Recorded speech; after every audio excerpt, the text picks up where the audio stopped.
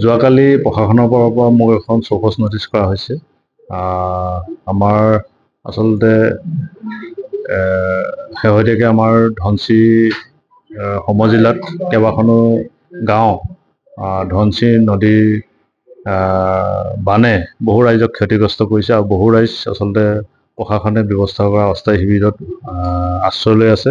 আৰু তেনে ব্যক্তিসকলক যোৱা 7 তাৰিখে আমি কিছু সাহায্য সামগ্ৰী লৈ তেখেতসকলক আমি প্ৰদান কৰোঁ আৰু প্ৰদান কৰি অহাৰ পাছত আচলতে শেহতীয়াকৈ কালি আমাৰ ওপৰত এখন চৌকছ নটিচ জাৰি কৰা হৈছে। এইটো আচলতে প্ৰায় আমি যথেষ্ট আচৰিত হৈছোঁ, কিয়নো আমি বিগত প্ৰায় 10-12 বছৰ ৰাইজৰ সদায় ৰাইজৰ লগত কাম কৰি আছোঁ। ৰাইজৰ বিপদৰ সময়ত আমি ৰাইজৰ কাষত থিয় হৈছোঁ আৰু যেতিয়াই যেনেধৰণে প্ৰয়োজন হৈছে আমি ৰাইজক সাহায্য প্ৰদান কৰিছোঁ। কৰোণাৰ সময়তে হওক বা যোৱা কেইবছৰমানৰ আগত নেপকোৰ বান্ধ খুলি দিয়াৰ ফলত যি কৃত্ৰিম বানৰ সৃষ্টি হৈছিল, সেই বানত বহু ৰাইজ ক্ষতিগ্ৰস্ত হৈছিল। সেই সময়তো প্ৰশাসনে বহু আশ্ৰয় শিবিৰ প্ৰতিষ্ঠা কৰিছিল, তাত আমি সাহায্য সামগ্ৰী দিছিলোঁ আৰু তেতিয়াই প্ৰশাসনে আচলতে আমাৰ লগত যোগাযোগ ৰাখিছিল।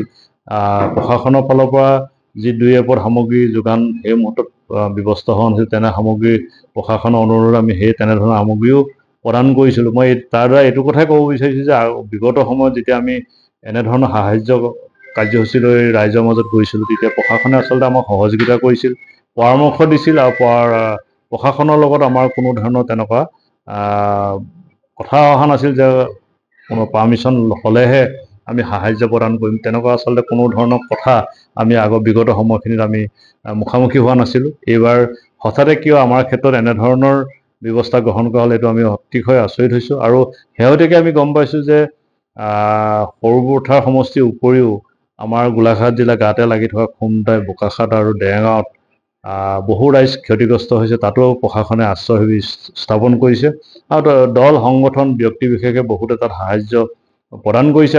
তাত কিন্তু তেনেধৰণৰ কোনো পাৰ্মিশ্যনৰ কথা অহা নাই বা পাৰ্মিশ্যন ল'ব লাগিব বুলি তেনেধৰণে প্ৰশাসনৰ ফালৰ পৰা তাত জনোৱা হোৱা নাই।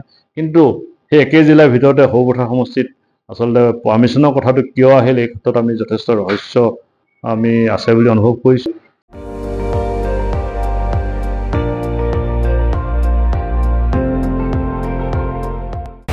আপুনি চাই আছে ND24, সৰ্বশ্ৰেষ্ঠ নহয় সৰ্বোত্তমৰ দৌৰত।